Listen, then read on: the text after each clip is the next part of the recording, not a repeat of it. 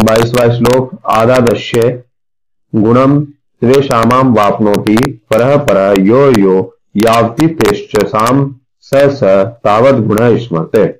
पंच महाभूतों में द्वितीय भूत में प्रथम भूत के, तृतीय भूत में प्रथम और द्वितीय भूत के, तीसरे में दूसरे और पहले के, चौथे में पहले दूसरे तीसरे के, और पांचवें में पहले दूसरे तीसरे चौथे के सभी के गुण आपस में विद्यमान है। इसका मतलब यह है कि जहां जो जिस स्थान पर है वो बाकी तीनों के गुण ले रखा है। पंच महाभूत कौन कौन से हैं? आकाश, वायु, अग्नि, जल और पृथ्वी। ठीक है, जैसे आकाश में शब्द गुण है। शब्द का मतलब जैसे शब्द कौन सी ज्ञानेंद्रिय का काम है? जीवा का। ठीक है, तो आकाश में गर्जना है, उसे हम स्पर्श नहीं कर सकते, उसे हम, उसमें कोई रस नहीं है कि भाई रस का मतलब है जिसका हम आनंद ले सके या जिसका स्वाद ग्रहण कर सके। ठीक है, तो पहले स्थान से चलेंगे। वायु में आकाश के शब्द गुण के साथ पहले से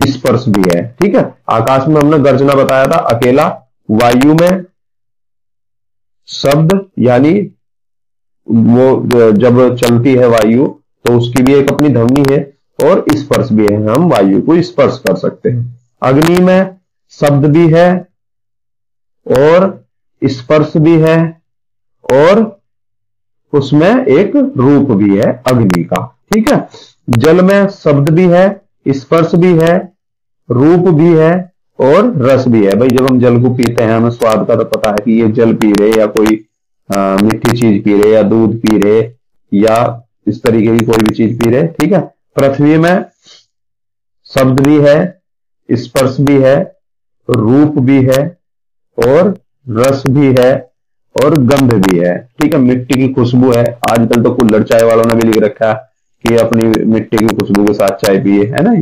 तो मिट्टी की एक गंध है जिस हम सभी मिट्टी से जितने भी किसान पुत्र हैं या मजदूर पुत्र हैं या जो भी हैं, जिस भी तरीके से हम सभी कभी ना कभी मिट्टी की खुशबू ग्रहण करते हैं, और हम सभी को पता है कि मिट्टी में भी अपनी एक गंध है।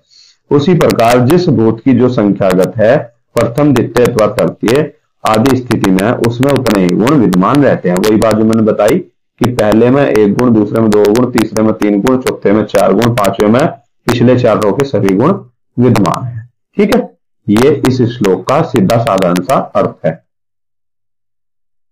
यहां तक 22 श्लोक पूरे हो चुके।